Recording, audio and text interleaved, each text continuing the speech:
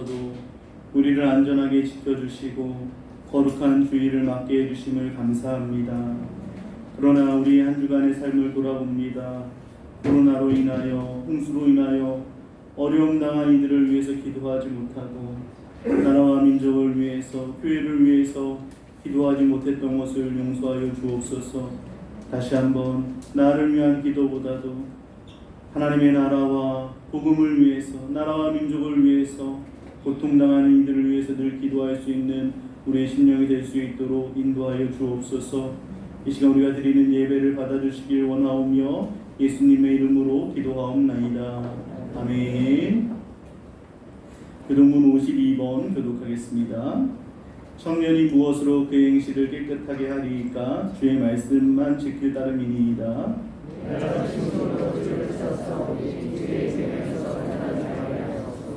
내가 주께 범죄하지 아니하려 하여 주의 말씀을 내 마음에 두었나이다.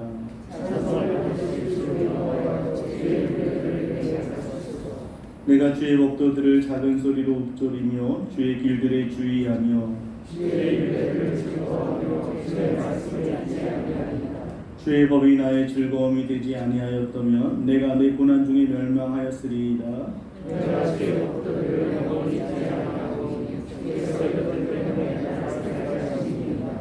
나는 주의 것이오니 나를 구원하소서. 내가 주의 법도들만을 찾았나이다.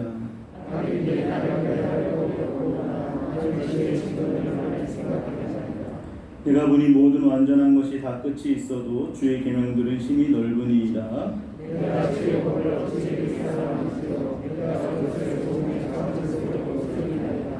아멘.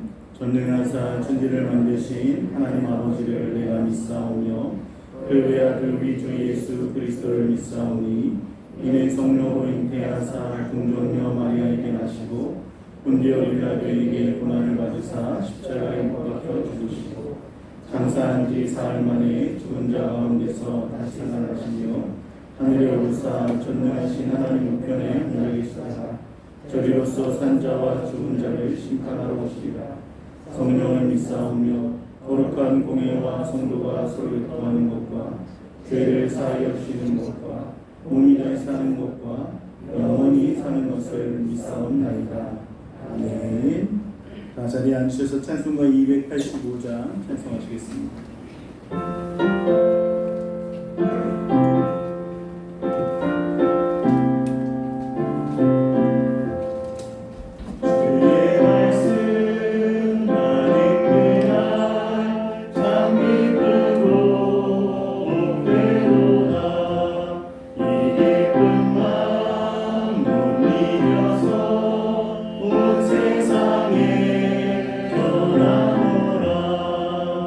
기쁨과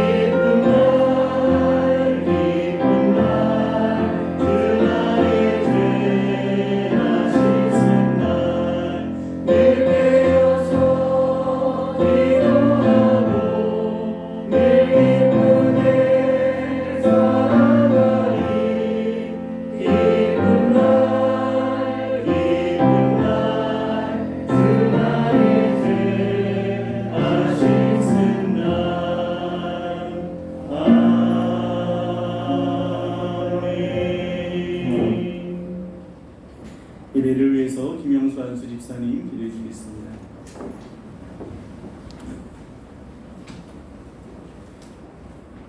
함께 기도드리겠습니다.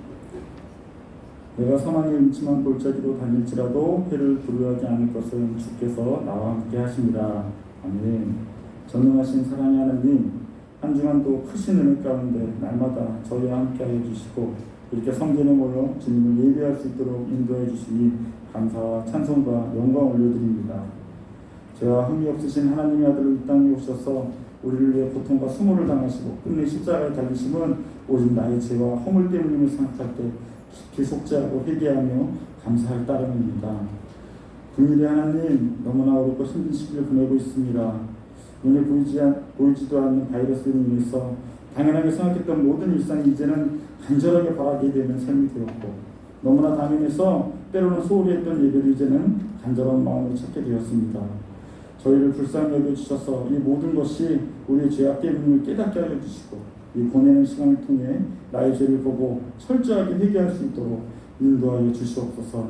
사방으로 우겨싸임을 당하는 막막한 현실 가운데 눈에 보이는 현실의 변화 속에서만 안정감을 찾으려고 하는 저희의 우상을 회개하오니 이 시간을 통해 모두 부셔주시고 오직 하나님의 말씀에 의지하여 은혜와 약속을 바라는 자가 되게 하여 주시옵소서. 또한 이 고난 가운데서도 절대 버려두지 아니하시고 사랑의 손으로 붙들고 계시는 하나님만 잠잠히 바라보며 이 시간을 통해 정금과 같이 만들어 가실 것을 굳게 믿고 삶 가운데 잘 견뎌낼 수 있도록 인도하여 주시옵소서. 고난 가운데서도 주님의 영광이 드러날 수 있도록 주님의 선한 도구로 쓰임받는 삶이 되게 하여 주시옵소서. 기도로 환경이 변화되지 않을 때도 있지만 기도를 통해 주님의 음성을 듣고 내가 먼저 변하며 어느 방향으로 가야 할지 알게 되는 줄 믿고 더 무릎으로 주님 앞에 나아가 기도하는 저희가 될 수 있도록 인도하여 주시고, 모든 것을 합력하여 손을 들으시는 하나님께서 나의 뜻이 아닌 하나님의 뜻대로 하나님의 방법으로 하나님의 때에 이루어질 줄 믿고 절대 포기하지 않도록 붙잡아 주시옵소서. 하나님을 믿는 목적이 이 세상에서 잘 먹고 잘 사는 기복신앙이 아니라 하나님을 사랑하고 하나님의 말씀을 따르며 하나님을 찬양하는 거룩한 삶을 깨닫고 허락하신 십자가를 잘 지고 그 어떤 세상 유혹 앞에서도 굴하거나 실족하지 않고 승리할 수 있도록 인도하여 주시옵소서.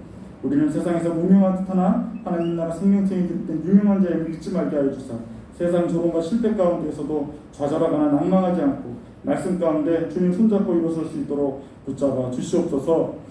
길고 강한 장마와 홍수 등으로 인해서 피해를 입고 있는 많은 이들을 위해 기도합니다. 뜻하지 않은 불행과 고통을 겪고 있는 이웃들을 위로하여 주시고 주님의 날개를 품어주셔서 절망에 빠지지 않도록 도와주시고 이 시간을 통해 더욱더 주님을 의지할 수 있는 기회가 될 수 있도록 인도하여 주시옵소서. 저희들도 함께 품어주고 위로하며 필요한 것에 도움을 나눠줄 수 있는 손길이 되게 하여 주사 함께 나누며 함께 극복해 나가는 시간이 되게 하여 주시옵소서. 코로나가 다시 확산되고 있습니다. 언제 어디서든 누구든 감염될 수 있는 상황에서 더욱더 교회가 모범이 될 수 있도록 인도하여 주시고 서로를 비난하거나 정죄하지 않고 더 겸손히 기도하고 희생하는 시간이 될 수 있도록 인도하여 주시옵소서. 속히 모든 교회가 건강하게 회복될 수 있도록 도와주시고 힘들게 회복된 예배의 문이 다시 닫혀지지 않도록 도와주시옵소서. 육신과 마음의 질병, 물질의 어려움으로 고통받고 신음하는 주의 자녀들을 기억하여 주시고 모든 삶 가운데 놀라운 회복의 은총을 넘치도록 채워주셔서 주님의 영광을 올려드리는 삶으로 인도하여 주시옵소서. 원균각지에서 주의 복음을 전하고 계시는 선교사님들과 가족분들을 지켜주시고 코로나 바이러스 등으로 인해 선교하기 매우 어려운 이런 상황 가운데 이 모든 것들이 오히려 그냥 복음의 통로가 되어 더 많은 곳에 복음이 전파될 수 있도록 인도하여 주시고 모든 필요한 것들을 채워 주시옵소서. 단위에 세워주신 담임 목사님의 영광의 강건함을 더하여 주시고 날마다 성도들과 교회와 나라를 위해 눈물로 기도하실 때 그 눈물이 더 많은 영혼을 살리고 가정을 회복시키며 교회를 건강하게 든든하게 믿음의 반석 위에 세워가는 눈물이 되게 하여 주사 기쁨으로 열매 맺는 삶이 되게 하여 인도하여 주시옵소서. 담임 목사님 통해 주시는 말씀이 저희 심령 가운데 깊은 깨달음으로 새겨지게 하여 주시고 말씀의 능력으로 믿음의 삶을 살아 주님을 기쁘시게 해드리는 저희가 될 수 있도록 인도하여 주시옵소서. 예배 가운데 성령으로 충만히 채워주시고 영과 진리로 순전한 마음으로 드리는 저희 예배를 기뻐 받아주시고 홀로만 받아 주시옵시며 모든 것을 내 뜻이 아닌 주님 뜻대로 인도하여 주시옵소서. 모든 영광 주께 올려드리며 참혹한 십자가에서 사랑의 눈물로 우리를 구원해 주신 독생자 예수 그리스도 이름으로 감사하며 간절히 기도합나이다. 아멘.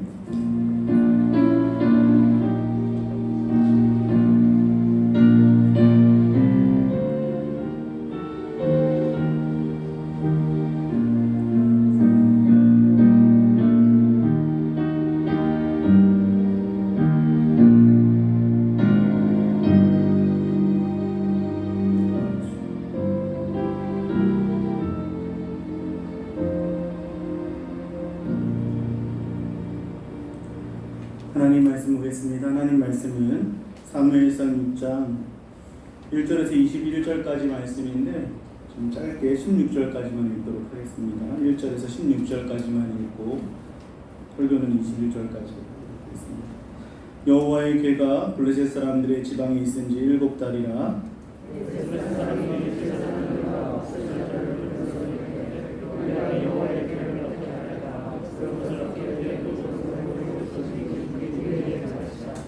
그들이 이르되 이스라엘 신의 궤를 보내려거든 거저 보내지 말고 그것에 숙건제를 드려야 할지니라. 그리하면 병도 낫고 그의 손을 너희에게서 옮기지 아니하는 이유도 알리라 하니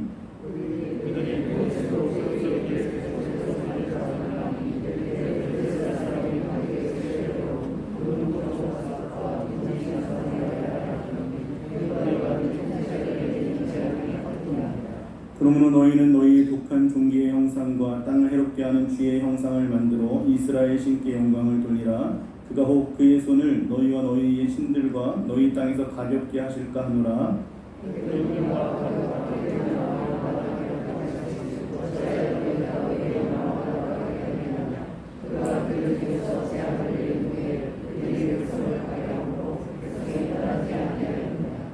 그러므로 새 수레를 하나 만들고 멍에를 메어보지 아니한 젖나는 소 2마리를 끌어다가 소의 수레를 메우고 그 송아지들은 떼어 집으로 돌려보내고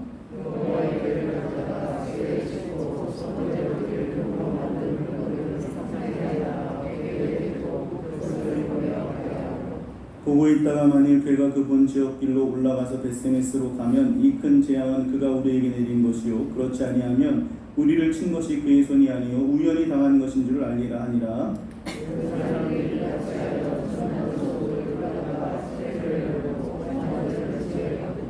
여호와의 궤와 금지와 그들의 독종의 형상을 담은 상자를 수레 위에 실으니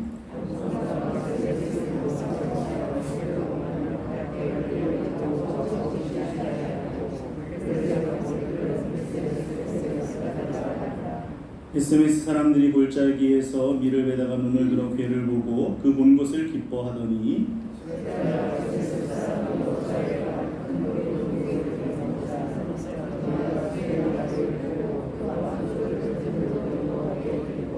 레위인은 여호와의 궤와 그 궤와 함께 있는 금보물 담긴 상자를 내려다가 큰 돌 위에 두매 그날에 벳세메스 사람들이 여호와께 번제와 다른 제사를 드리니라.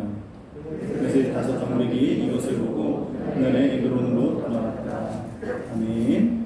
봉헌 찬송 하나님께 올려드리겠습니다.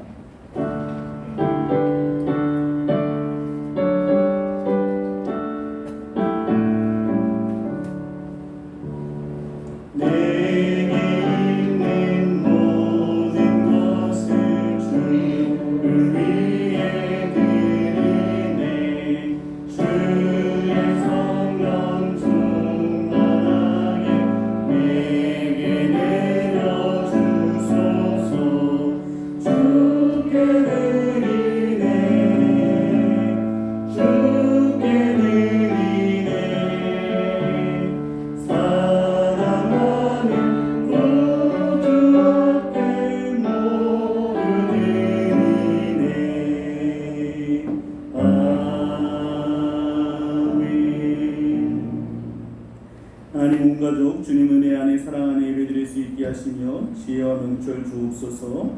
모든 과정을 선하게 인도하심을 감사합니다. 코로나 가운데서도 안전하게 지켜주심을 감사합니다. 하나님 은혜 가운데 늘 함께 하심을 감사합니다. 한 주 동안 건강 지켜주시고 주의 예배로 불러주심을 감사합니다. 늘 주와 동행하게 해주심을 감사합니다. 범사에 감사합니다. 기도하겠습니다. 사랑의 하나님 아버지 은혜를 감사합니다. 우리로 하여금 주 앞에 감사로 올릴 수 있도록 인도해 주심을 감사합니다. 주 앞에 드릴 것이 있음에 감사합니다. 하나님 우리가 주 앞에 드리기를 즐거워할 수 있는 믿음이 될 수 있도록 인도하여 주옵소서.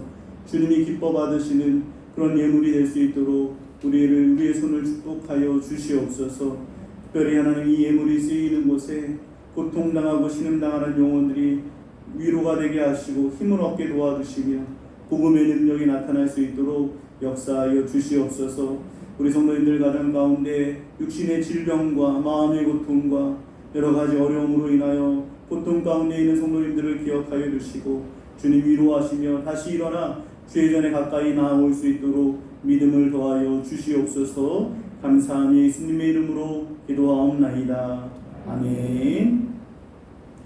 교회 소식은 주보를 참고해 주시고요. 특별히 여름 행사가 진행되고 있는데 안전하게 은혜로운 시간 낼 수 있도록 기도해 주시면 좋겠습니다.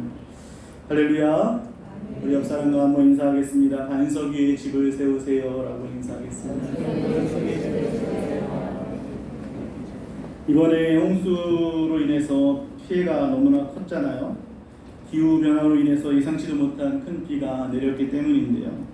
뉴스에 보니까 높은 곳에 지은 집들도 무너지는 것을 봤습니다. 아마도 높은 곳에 집을 지었으니까 홍수 피해는 있지 않을 거라고 생각했을 것 같아요. 그런데 비가 워낙 많이 오다 보니까 집안이 약해져서 집안이 무너지니까 그 위에 지은 건물들도 무너지게 된 것이죠. 예수님은 우리에게 이 비유를 통해서도 가르쳐 주셨는데요. 우리 마태복음 7장 24절 말씀 함께 읽어보겠습니다. 시작. 그러므로 누구든지 나의 이 말을 듣고 행하는 자는 그 집을 반석 위에 지은 지혜로운 사람 같으리니. 예수님의 말씀을 듣고 순종하며 행하는 자는 그 집을 반석 위에 집을 지은 지혜로운 사람이라고 하죠. 하지만 반대로 마태복음 7장 26절 말씀에 보면 나의 이 말을 듣고 행하지 아니하는 자는 그 집을 모래 위에 지은 어리석은 사람 같다라고 합니다. 예수님의 말씀에 듣고도 순종하지 않는 것은 아무리 화려하고 멋지고 큰 집을 지어도 모래 위에 지은 집이나 마찬가지라는 것이죠. 사랑하는 성도님들, 여러분의 믿음의 집은 어디에 지어져 있습니까? 오늘 말씀의 제목처럼 하나님의 말씀이 내 안에 들어올 때 그 말씀에 어떻게 반응하냐가 비가 오고 창수가 나도 끄떡없는 반석 위에 지은 집이냐, 아니면 비만 오면 쉽게 무너져 버리는 모래 위에 지은 집이냐를 구분하게 되는 것입니다. 하나님의 말씀이 내 안에 들어올 때 그 말씀에 믿음과 행함으로 반응할 수 있는 우리 성도님들 되시기를 주님의 이름으로 축원합니다. 지난주에 여호와의 손이 블레셋에 임하자 큰 재앙이 찾아왔던 것을 살펴봤었는데요. 오늘 본문 6장 1절 말씀에 보니까 여호와의 궤가 블레셋 지방에 있은 지 몇 달 됐다고 합니까? 7달 됐다고 합니다. 생각해 보세요. 그 쥐로 인한 패스트가 코로나보다 훨씬 더 무섭고 강력한 전염병인데요. 지금의 코로나의 이 전염력에다가 치사율까지 높은 그런 병입니다. 그 병이 7개월 동안을 블레셋 전 지역을 쳤다고 생각해 보세요. 그 피해가 얼마나 컸겠습니까? 그랬다면 굳이 7개월이나 이 언약궤를 가지고 있을 필요가 있었을까요? 속히 다시 언약궤를 돌려보냈다면 이 정도 피해를 입지는 않았을 겁니다. 그런데 왜 블레셋 지도자들은 7개월 동안이나 그것을 미뤘을까요? 그것은 인정하고 싶지가 않았던 거예요. 언약궤를 다시 돌려보내면 자신들이 이긴 거예요, 진 거예요? 진 거라고, 패배한 거라고 생각하기 때문에 그랬습니다. 블레셋 지도자들은 인정하기 싫은데 이제 워낙 그 피해가 눈덩이처럼 퍼져가니까 끝나지 않으니까 7개월이 지나서야 이제 언약궤를 돌려보내볼까라는 생각을 하게 된 거예요. 그런데 1절 말씀에 보면 여호와의 궤가 블레셋 사람들의 지방에 있었다라고 하고 있죠. 이 지방이라는 단어는 히브리어 사데라는 그런 단어인데요. 이 단어는요, 들판이라는 뜻을 갖고 있습니다. 왜 언약궤를 들판에다가 던져놨을까요? 도시들마다 쑥대밭을 만들어 놨으니까 인적이 드문 곳에다 그냥 내팽겨쳐 버린 겁니다. 그랬음에도 재앙이 그치지 않자 이제 블레셋의 제사장들과 복술자들까지 불러서 회의를 한 겁니다. 그 블레셋의 제사장들과 복술자들이 어떤 답을 주냐면 우리 3절 말씀 다 같이 한번 읽어보겠습니다. 시작. 그들이 이르되 이스라엘 신의 궤를 보내려거든 거저 보내지 말고 그에게 속건제를 드려야 할지니라. 그리하면 병도 낫고 그의 손을 너희에게서 옮기지 아니하는 이유도 알리라 하니. 언약궤를 보내는데 속건제를 드리라라고 하죠. 그럼 속건제는 언제 드리는 제사인가요? 우리 레위기 5장 15절에서 16절 말씀에 보면요, 여호와의 성물, 길게 나와 있지만 요약하면 여호와의 성물에 대해서 부지 중에 범죄했을 때 흠 없는 순양을 드리고 그것을 5분의 1을 더해서 배상해야 되는 제사입니다. 블레셋에 이런 속건 제도가 있었거나 아니면 이스라엘의 속건제 제도에 대해서 알아봤을 수도 있을 겁니다. 그런데 이들은 이 속건제 제사에 대해서 온전히 알지는 못했습니다. 왜냐하면 흠 없는 순양으로 드려야 되는데 4절 말씀에 보면 오늘 본문 4절 말씀에 보면 속건제로 드릴 제물로 금독종 5과 금쥐 5마리를 준비합니다. 이것은 지난주에 말씀드린 대로 블레셋 땅에 여호와의 손이 내린 그 쥐로 인한 그 재앙과 이 독종의 모습을 형상으로 금으로 만들어서 놓은 것이죠. 블레셋 지도자들은 제사장들과 복술자들의 조언을 얻어서 언약궤를 돌려보내긴 하는데 여기에는 자신들의 잘못을 반성하고 뉘우치는 마음이 하나도 없었습니다. 끝까지 하나님의 살아계심과 그 능력을 의심하고 인정하려고 하지 않는 모습들이 나타나고 있어요.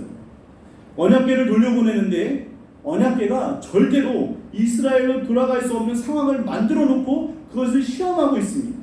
그 모습이 어떠냐면요, 언약궤를 돌려보낼 수레와 짐승을 준비하거든요.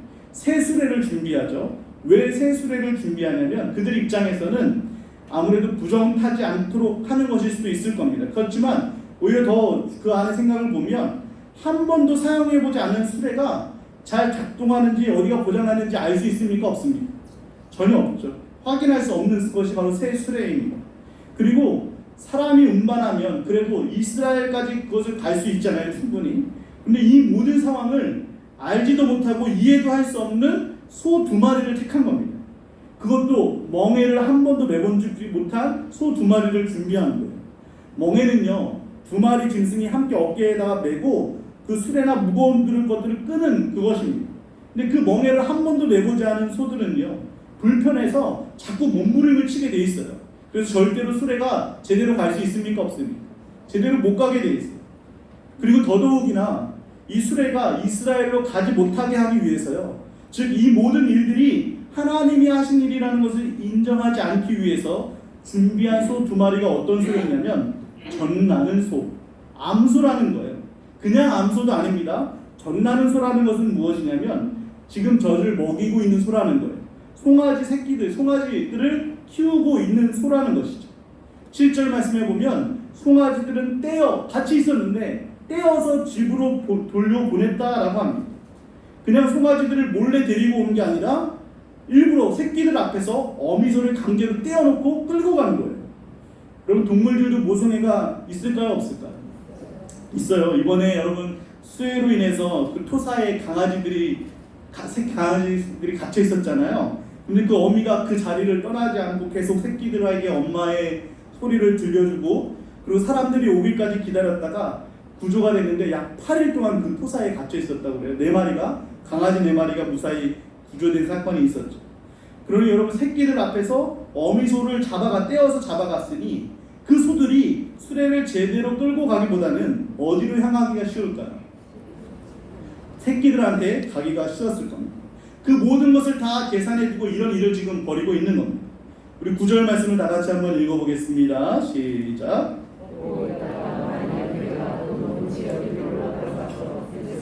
가면 이 큰 재앙은 우리에게 내린 것이요, 그렇지 아니하면 우리를 친 것이 그의 손이 아니요 우연히 당한 것인 줄 알리라. 여러분, 이 암소들이 베세메스라는 이스라엘 땅으로 간다는 것이 가능한 일입니까? 불가능한 일입니까? 그렇게 불가능한 일인데 다 손 써놓고도 이래도 이렇게 했음에도 불구하고 베세메스로 가면 이것은 하나님이 하신 것이고 우연이 아니라고 생각하겠다라고 그들이 고백했습니다. 그러니까 지금 이들의 생각에는 7개월 동안 있었던 수만 명 혹은 수십만 명이 죽어나가는 그런 상황 속에서도 그것이 우연이라고 믿고 싶은 거예요. 그런데 사실 여러분, 새끼가 없고 멍에를 잘 매는 소라 할지라도요, 에그론에서 베세메스까지 수레를 무사히 끌고 갈 수 있는 소는 없습니다. 왜냐하면 한번 우리 사진을 좀 보여주시겠습니까? 지도를 좀 보여주시겠어요? 여기가 에그론에서 저기가 베세메스인데, 그리고 여기까지 직선 코스가 거리가 11km예요. 11km면 직선 코스예요. 근데 여기는 소래골짜기거든요. 소래골짜기가 산과 계곡이 있는 거예요. 다음 사진을 한번 보여주세요. 저기가 에그론인데 여기가 지금 그 베세메스거든요. 맨 밑에가. 그러니까 저기 뒷날을 거쳐서 이렇게 와야 되는, 언덕과 계곡을 넘어서 와야 되는 겁니다. 그러니까 여러분, 이것이 가능한 겁니까? 가능한 거예요? 불가능한 거예요? 불가능한 거예요. 사람이 앞에서 인도하지도 않아요. 불가능한 겁니다. 그런데 놀라운 일이 벌어졌죠. 우리 12절 말씀, 우리 성경의 12절 말씀 우리 다 같이 한번 읽어볼게요. 시작. 암소가 베세메스 길로 바로 행하여 대로로 가며 갈 때에 울고 좌우로 치우치지 아니하였고 블레셋 방백들은 베세메스 경계선까지 따라간다. 암소들이요 베세메스 길로 바로 행했다라고 합니다. 울면서 갔다고 합니다. 왜 울었을까요? 그 두고 온 새끼들 때문에. 그런데도 새끼들이 있는 곳으로 가지 않고 심지어 좌로나 우로나 치우치지 않고 갔다는 거예요. 나중에 이 본문을 한번 집중적으로 한번 설교를 할 일이 있으면 좋을 것 같아요. 여러분 이 소들을 베세메스로 바로 가게 하신 분이 누구십니까? 하나님이시죠. 하나님은 블레셋 사람들에게 너희들이 불가능하다라고 생각하는 그것을 하는 것이 나 여호와 전능한 하나님이라는 것을 보여주고 있는 거예요. 블레셋에서 강력한 힘으로 7달 동안이나 역사하셨던 분이 누구라는 것을 보여주는 겁니까? 하나님이라는 것을 보여주는 것이죠. 블레셋 사람들은요 이 소들의 뒤를 따라서 11km를 함께 걸어갔습니다. 걸으면서 이 사람들이 놀라지 않았을까요? 이럴 수가 없는데, 이래서는 안 되는데, 이 자신들의 시나리오에 없었던 일이 벌어진 거잖아요. 분명히 자신들의 입으로 말했습니다. 이 모든 불가능한 장치를 해놓고 그럼에도 불구하고 이 소들이 베세메스로 가게 되면 이것이 누가 하신 것이라고요? 하나님이 하신 것이라고 자기들이 말했잖아요. 그런데 여러분 블레셋 사람들 한번 볼까요? 우리 16절 말씀 나같이 한번 읽어보겠습니다. 시작. 블레셋 5방백이 이것을 보고 그날에 에그론으로 돌아갔다.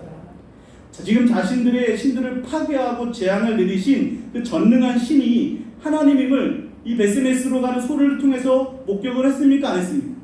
목격을 했습니다. 그렇다면 자신들의 신을 버려야 정상이죠. 하나님만이 참신이라는 걸 지금 알았잖아요. 그런데 그날에, 그것을 안 그날에 에그론으로 돌아갔다라는 것은 인정하지 않겠다는 거예요.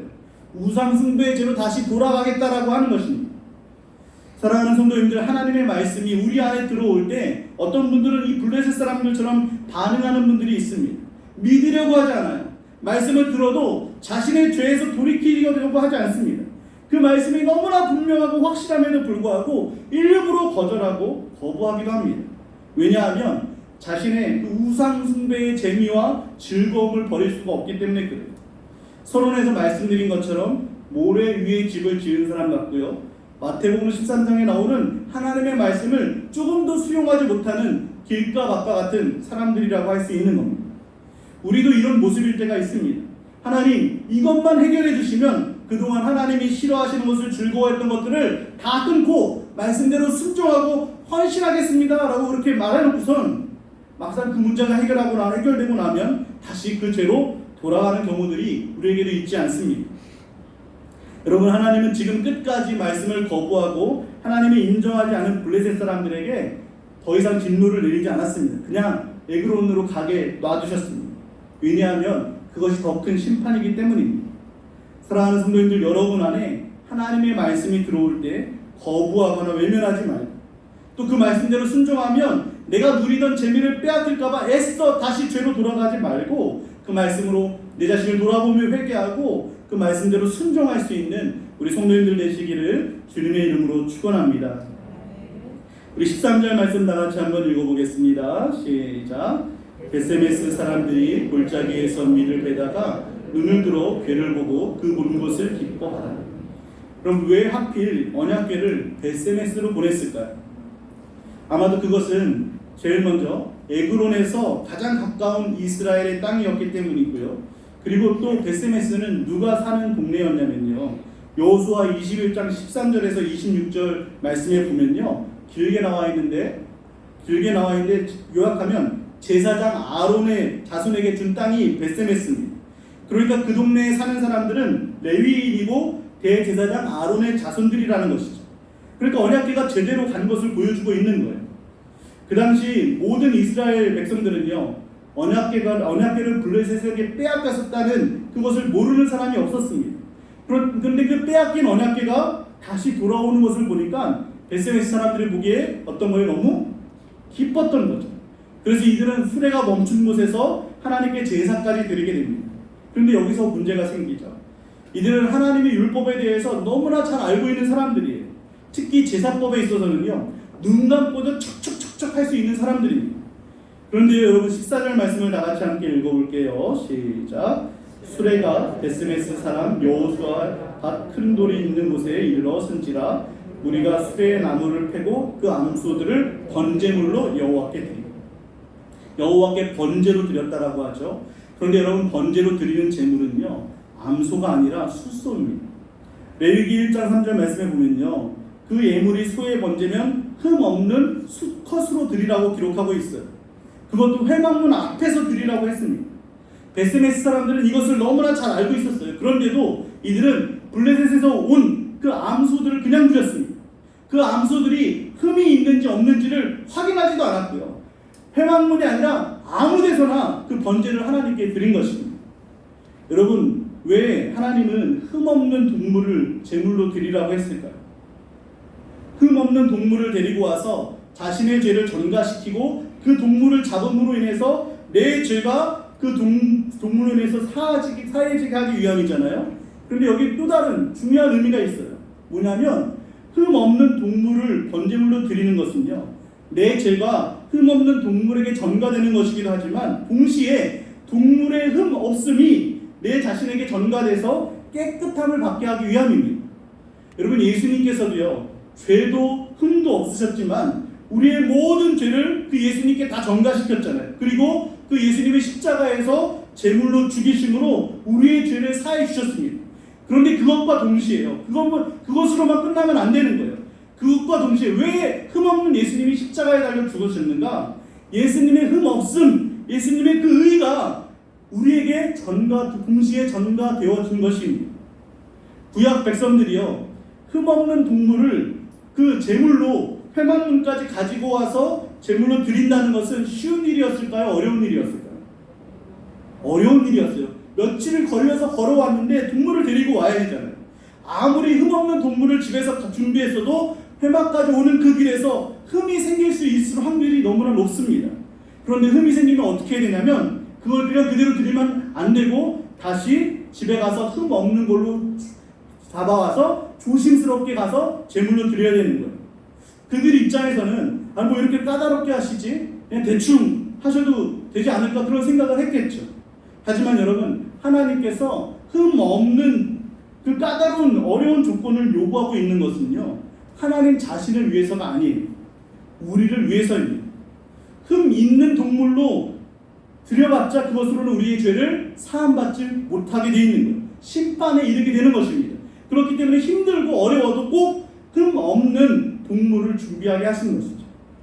그런데 베스메스 사람들은요 그것을 잘 알고 있고 시행해야 될 사람임에도 불구하고 적당히 대충 아무 데서나 아무 동물을 가지고 하나님께 번제로 드렸다는 겁니다. 하나님의 말씀에 대한 이들의 이러한 태도는요 더 큰 불순종으로 자라나게 되는데요. 우리 19절 말씀 나같이 한번 읽어볼게요. 시작.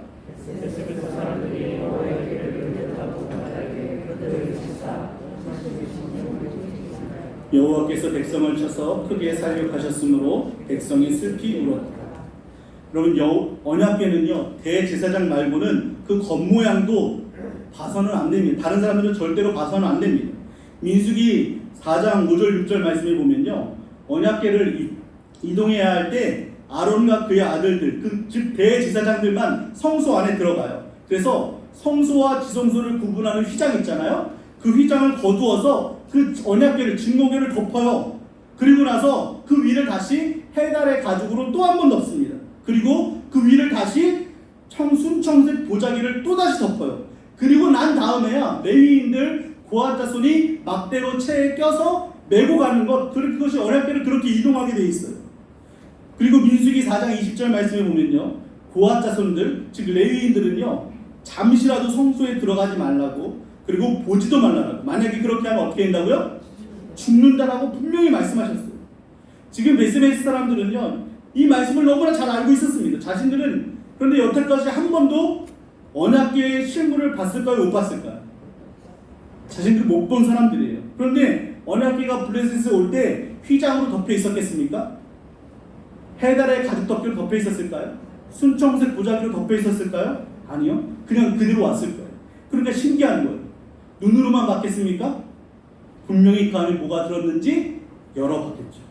그러자 하나님의 진노가 임해서 5만 70명이 죽었다고 하죠. 근데 5만에 지금 뭐가 쳐져 있어요? 가로가 쳐져 있죠. 이거는 뭐냐면 다른 사본에는 5만이라는 단어가 없고 70명이라는 단어 내용만 기록되었기 때문인데요. 아무래도 정황을 보면 70명이 맞는 것 같아요. 왜냐하면 5만 명이 한꺼번에 다 법궤를 볼 수 없잖아요. 그렇죠? 이들은 지금 블레셋 사람들이 아니거든요. 제사장이고 레위인들이에요. 그럼에도 불구하고 왜 여호와의 궤가 들어온 그 순간부터 계속해서 하나님의 말씀을 그대로 순종하지 않고 있을까요? 그것은 이들의 마음이 완악해졌기 때문입니다. 여러분, 비행기 타면 승무원들이 비상 상황 발생 시 호흡기가 내려오면 어떻게 착용해야 되는지, 구명조끼를 어떻게 착용해야 되는지 시범을 보입니까? 안 보입니까? 보이죠? 그런데 그것을 매번 합니까? 아니면 어쩌다가 한 번 합니까? 한 번도 안 빼먹고 매번 하죠. 그렇죠? 똑같은 것을 매번 비행기가 이륙할 때마다 하는데요. 왜냐하면 그것이 생명과 직결되어 있기 때문입니다. 그런데 여러분, 비행기를 타보셔서 알겠지만 그 승무원의 안내를 유심 있게 보거나 숙지하고 있는 분들이 있습니까? 왜 유심 있게 안 보고 왜 숙지 안 하죠? 일단 그럴 일이 내게는 없을 거라고 생각하기 때문이고요. 두 번째가 중요한데, 다 안다라고 생각하는 겁니다. 하지만 막상 비상 상태가 응급 상황이 발생하면 허둥지둥하다가 생명을 잃게 되는 것이죠.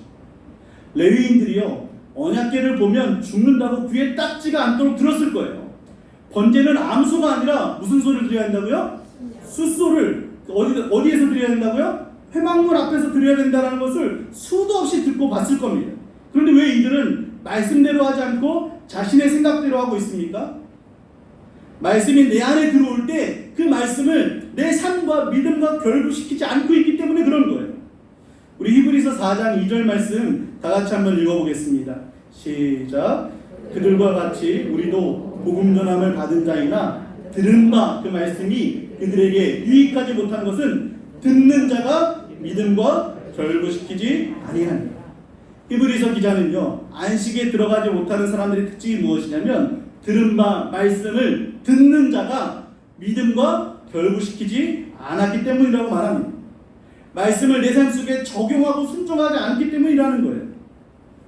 제가 우리 교회에서 말씀을 전한 지 벌써 3년이 지나서 4년째거든요. 2년째까지는 별로 조시는 분들이 없었는데 3년째부터는 좀 조시는 분들이 2부 예배 때 좀 생기고 있어요.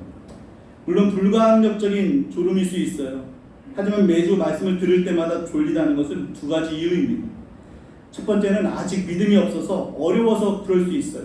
오늘 내용 얼마나 어려워요, 그렇죠? 그러니까 뭔 내용인지 모르니까, 배경을 모르니까 졸릴 수 있어요. 두 번째는요, 베스레스 사람들과 같은 현상이에요. 다 안다라고 생각하는 거죠. 제가 설교하는 스타일이 정해져 있잖아요. 전하는 내용도 다 거기서 거기 아닙니까? 그러다 보니까 또 저 설교구나, 그런 마음이 있을 수 있어요. 그래서 이번 주에 안 들어도 다음 주에 들어도 똑같은 말씀이다 라고 생각할 수 있습니다. 여러분, 그런데요, 말씀이 내 안에 들어올 때 이처럼 믿음과 결부시키지 않게 되면요, 우리 안에 영적인 실증과 그리고 완악함이 생기게 되어 있어요. 정작 고난과 위기가 내 안에 찾아왔을 때 그 말씀이 내 안에서 작동하지 않게 되어 있습니다. 왜냐하면 내 마음대로, 내가 하고 싶은 대로, 내가 편한 대로 행하게 되기 때문에 그렇습니다. 그리고 그 결과는 하나님의 진노인 것이죠. 베스메스 사람들은 언약궤 좀 본 게 그게 뭐가 그렇게 대단한 죄라고, 하나님이 이렇게 사람들을 죽이시냐고 불평과 원망의 마음으로 가득 차 있었습니다. 여러분, 하나님이 정말 너무하신 겁니까? 아니요. 여러분, 언약궤는요, 하나님의 임재를 상징하는 것이잖아요. 하나님의 임재는요, 거룩과 만났을 때만 영광이 되는 것입니다. 하나님의 임재가 죄나 우상숭배와 만나게 되면 그때는 블레셋에서, 지금 베스메스에서 일어난 것처럼 죽음과 심판으로 이어질 수밖에 없는 것입니다. 그렇다면 자신들이 제사장이요, 레위인이라면 이러한 분명한 하나님의 메시지를 지금 눈으로 봤다면 어떻게 반응해야 됩니까? 하나님 앞에 엎드려야죠. 자신들의 죄 때문에 슬퍼하고 아파했어야 됩니다. 하지만 이들의 반응을 좀 볼까요? 19절 말씀에 보면요, 자신들의 죄 때문에 슬피 운 게 아니라 하나님께서 어떻게 이럴 수 있냐고 하면서 자신들이 당한 징계 때문에 슬퍼했다라고 말씀하고 있습니다. 여러분 거기서 멈추지 않아요. 우리 21절 말씀 다 같이 한번 읽어보겠습니다. 시작.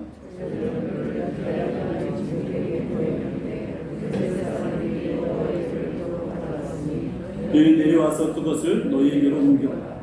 언약궤에 들어왔을 때 이들은 기뻐했잖아요. 하지만 자신들의 죄로 인해서 찾아온 그 진노로 인해서 그 언약궤를 다른 곳으로 그냥 보내버립니다. 하나님의 임재의 상징이요 하나님의 말씀의 상징인 이 언약궤를 통해서 하나님을 더욱더 잘 섬길 수 있는 기회를 스스로 버려버린 것이죠. 회개하고 그 말씀대로 순종했으면 복을 받았을 것을 자신들이 이런 진노를 받았다고, 징계를 받았다고, 벌을 받았다고 언약궤를 다른 곳으로 버려버리는 겁니다. 베스메스 사람들은 마태복음 13장에 나오는 마치 돌밭과 같은 사람들이죠. 하나님의 말씀을 듣기는 잠시 기뻐합니다. 그리고 고난이 찾아오고 어려움이 찾아오면 그 말씀을 수용하지 않는, 열매 맺지 못하는 모습이라고 할 수 있는 것이죠. 베스메스 사람들처럼 말씀을 듣고도 그 말씀을 믿음과 결부시키지 않게 되면 하나님의 말씀에 자신의 생각들이 들어가고 적당히 대충 말씀을 대하게 되는 것입니다. 그것은 결국 블레셋 사람들과 다를 바 없게 되는 것이죠. 아니, 블레셋 사람들보다 더 악한 사람들이 되는 것입니다. 왜냐하면 알면서도 하나님의 말씀에 불순종하기 때문입니다. 사랑하는 성도님들, 하나님의 말씀이 내 안에 들어올 때 그 말씀이 은혜와 평강과 복의 말씀일 수도 있고요, 때로는 회개와 징계를 주시는 말씀일 수도 있습니다. 어떤 말씀이든지 간에 우리가 그 말씀을 내 삶의 믿음과 결부시키고 그 말씀을 붙잡고 순종할 때 그 말씀은 우리에게 하나님의 임재와 복으로 임하게 될 줄로 믿습니다. 이제 하나님의 언약궤는요 기럇 여아림으로 옮겨가게 되는데요, 이상한 것은요 베스메스 사람들이 자기들이 언약궤를 가져다 줄 수 있는 거잖아요. 그렇죠? 근데 21절 말씀에 보니까요, 너희는 내려와서 기럇 여아림 사람들에게 너희가 내려와서 그것을 뭐를요?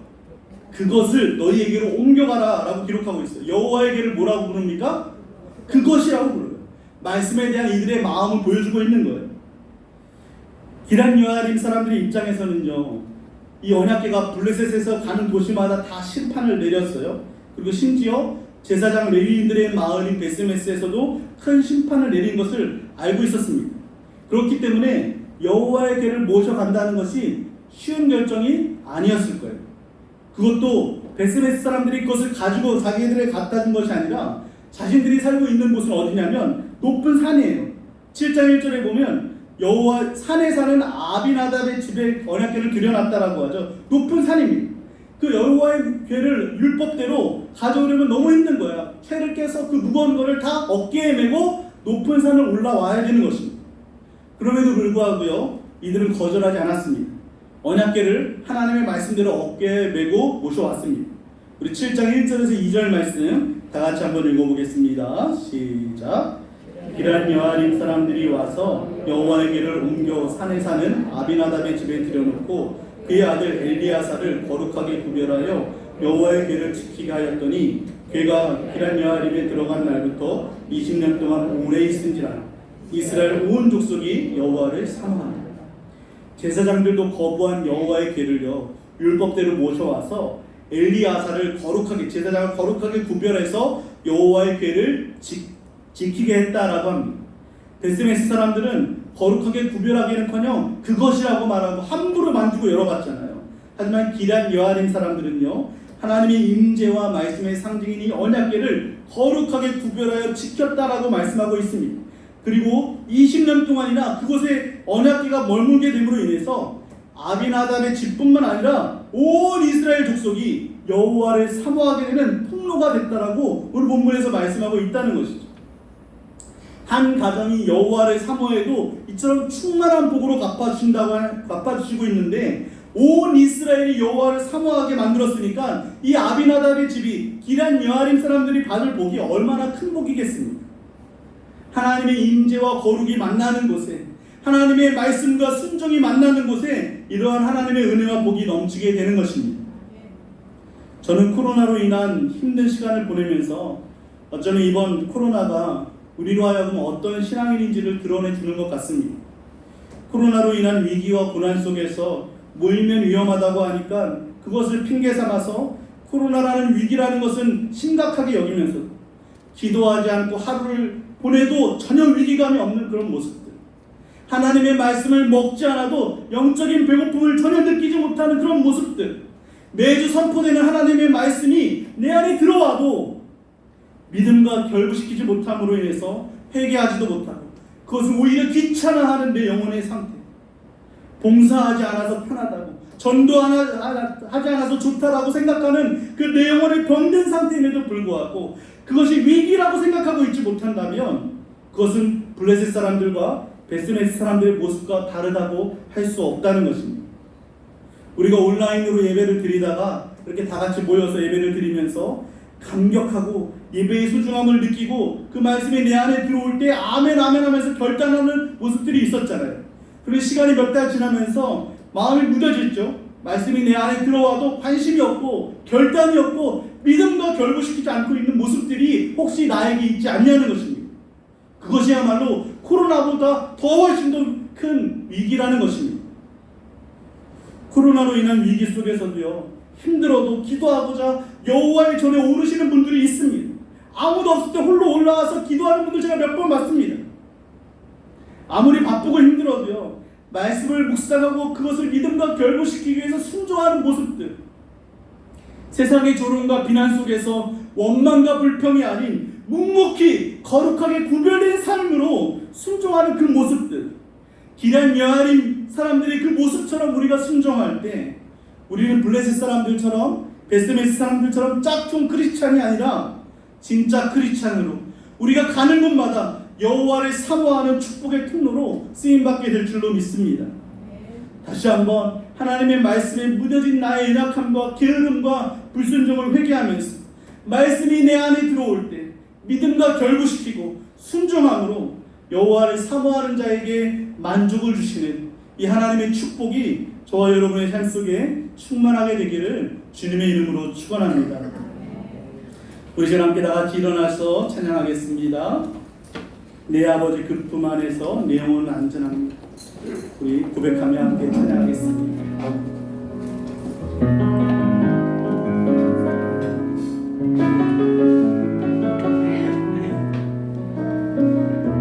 내 아버지 그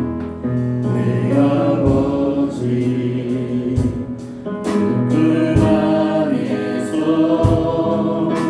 내 영혼은 안전합니다. 손길로 내 삶을 안으시니 그 평강이 나를 덮습니다. 비록 넘어지면 흔들리지만 주 내 안에 영원히 나를 붙드시니 내 생각을 주께로 돌리고 주시는 평강의 옷을 입습니다. 약속 안에서 내 영혼 평안해 외통보다 크신 주님에게 나 신뢰해. 주 영혼만에 열었고 주님만 의지해. 주 안에서 내 영혼 안전합니다. 약속 안에서 내 영혼 평안해 외통보다 크신 주님에게 나 신뢰해. 영혼만에 열었고 주님만 의지해. 주 안에서 내 영혼 안전합니다. 여러분, 코로나의 위기 속에서 여러분의 신앙의 모습은 어떻습니까? 코로나 이전보다 영적으로 더 갈급해하고 있습니까? 말씀이 여러분의 귀에 들려질 때 내게 주시는 하나님의 음성으로 듣고 계십니까? 혹시 블레셋 사람들처럼 애써 외면하고 거부하고 있지는 않으신가? 베스메스 사람들처럼 말씀을 들어도 그 말씀을 믿음과 결부시키지 못하고 내 편의에 맞게 적당히 순종하고 있지는 않습니다. 그렇다면 그것이 코로나보다도 훨씬 더 심각한 위기입니다. 심령이 완악해진 것입니다. 이 시간 성령께서 무뎌지고 완악해진 그 내 심령을 새롭게 해달라. 그래서 말씀이 내 안에 들어올 때 기란 여아립 사람들처럼 구별됨으로 결단하고 순종할 수 있게 해달라. 그것을 통해서 코로나로 인해서 교회가 손가락질 당하고 온갖 비난과 저주를 받고 있지만 오히려 온 백성들로 여호와를 사모하게 만드는 축복의 통로가 될 수 있게 해달라고 그 말씀을 기억하면서 우리 함께 간절히 기도하도록 하겠습니다. 사랑의 하나님 아버지, 시간 주 앞에 있는 양면이 나옵니다. 아버지의 코로나 이전보다 내 삶을 바꾸니 너무나 힘들고 완악해지고 괴로운 모습을 봅니다. 아버지 하나님, 기도하지 않고도 하루를 보낼 때가 얼마나 많으시오. 말씀을 가까이 하지 않고도 하루를 보내면서 영적으로 배고픔을 느끼지 못하는 제 모습을 보게 됩니다. 설교한다고 하지만 설교한 대로 살지 못하는지 무슨 속에서 아버지의 힘들고 어려운 마음이 느끼게 됩니다. 아버지 다시 한번 말씀 앞에 하나님의 인생으로 내가 듣고 있는지 노래를 설교하고 수 있도록 인도하여 주시옵소서. 그 말씀을 그냥 한 귀로 듣고 잃어버리지 않게 도와주시고 믿음과 결국 지켜 순종할 수 있는 자리까지 나아갈 수 있도록 주의 나를 붙잡아주시고 인도해 주셔야 한다는 원합니다. 오늘 이 시간 임하여 주셔서 완악해지고 무뎌진 우리의 심령을 새롭게 하여 주시고 그런 심령을 제하여 주시옵소서. 부러운 심령이 될 수 있도록 공부가 될 수 있도록 하나님 주시옵소서. 원합니다. 그래서 말씀 우리 심령 가운데 들어오는데 기별기란 여러 사람들처럼 구별됨으로 결단할 수 있는 믿음이 될 수 있도록 어려운 상황 가운데서도 우리가 거룩한 모습으로 아버지의 세상을 변론시키고 세상이 오히려 여호와를 사모하게 만들 수 있는 축복의 통로가 될 수 있도록 우리를 사용하여 주시옵소서. 지금은 흠 없음을 우리에게 전가해 주신 예수 그리스도의 은혜와 말씀을 통해 우리의 무뎌진 영혼을 회복시키시는 하나님의 크신 사랑과 내 안에 말씀이 들어올 때 결단하고 순종하게 도우시는 성령님의 감화감동 교통하심의 역사가 다시 믿음으로 결단하는 우리 모든 성도님들과 가정 위에 자녀와 기업 위에 우리 교회와 나라와 모든 선교사님들 위에 이제로부터 영원토록 함께 있을지어다. 아멘. 아버지 하나님, 다시 한번 하나님의 말씀이 내 안에 들어올 때 믿음과 결부심 될 수 있는 하나님의 귀한 백성들 될 수 있도록 인도해 주옵소서. 순종하는 이 말씀들 내 삶 속에서 그 말씀을 순종하고 싶습니다. 말씀을 기대하게 여기지 않고 소중하게 여길 수 있는 될 수 있도록 그래서 여호와를 사모하는 주님의 통로가 될 수 있도록 인도해 주옵소서.